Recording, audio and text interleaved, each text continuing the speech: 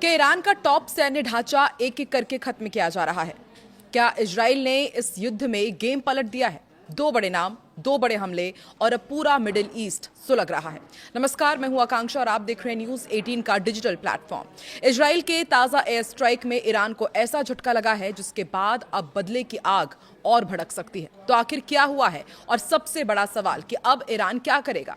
Iran ने खुद माना है कि इजरायली हमले में इस्लामिक रेवोल्यूशनरी गार्ड कॉर्प्स यानी कि IRGC के प्रवक्ता अली मोहम्मद नैनी मारे गए हैं।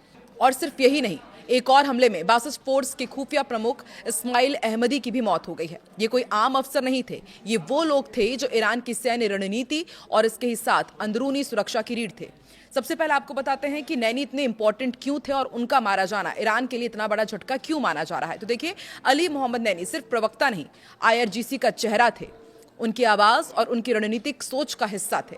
उन्हें साल 2024 में IRGC प्रमुख हुसैन सलामी ने चुना था। वो बार बार दुनिया को चेतावनी देते थे कि ईरान के पास ऐसे मिसाइल और ड्रोन हैं जो अभी तक इस्तेमाल ही नहीं हुए हैं। और सबसे बड़ी बात, उन्होंने हाल ही में कहा था कि ईरान 6 महीने तक लगातार हाई इंटेंसिटी वॉर लड़ सकता है। यानी तैयारी पूरी थी लेकिन हमला पहले हो गया।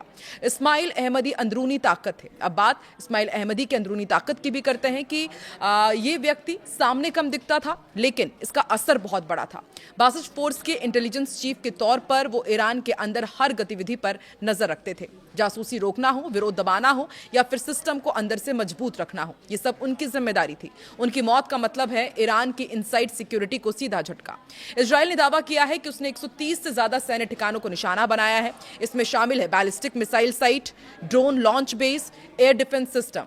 इजराइल साफ कह रहा है कि वो ईरान को कमजोर कर रहा है, आसमान पर अपना कंट्रोल बढ़ा रहा है। यानी ये सिर्फ हमला नहीं, पूरी रणनीति है।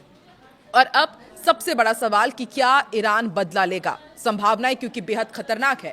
सीधा मिसाइल हमला इजराइल पर हो सकता है, प्रॉक्सी वॉर शुरू हो सकता है, लेबनान, सीरिया, यमन से हमला हो सकता है और साइबर अटैक के भी चांसेस है। लंबा और थकाऊ युद्ध, लेकिन एक और एंगल समझिए, जब टॉप लीडरशिप टारगेट होती है तो जवाब और ज्यादा आक्रामक होता है और यही चीज इस संघर्ष को और खतरनाक बना सकती है। अब ये खतरे की घंटी मानी जा रही है। मिडिल ईस्ट अब बारूद के ढेर पर बैठा है, ये कहना गलत नहीं होगा। एक तरफ इजराइल की आक्रामक रणनीति, दूसरी तरफ ईरान की बदले की तैयारी। और अगर ये टकराव वाकई बढ़ता है तो इसका असर जाहिर सी बात है सिर्फ इन दो देशों तक तो सीमित रहेगा नहीं। अमेरिका पहले ही इसकी चपेट में और पूरी दुनिया इसकी चपेट में आ सकती है। आप क्या सोचते हैं? क्या ईरान अब बड़ा हमला करेगा? कमेंट में अपनी राय जरूर दें। वीडियो पसंद आए तो लाइक भी करें और ऐसे ही एक्सप्लेनर के लिए चैनल को सब्सक्राइब करें।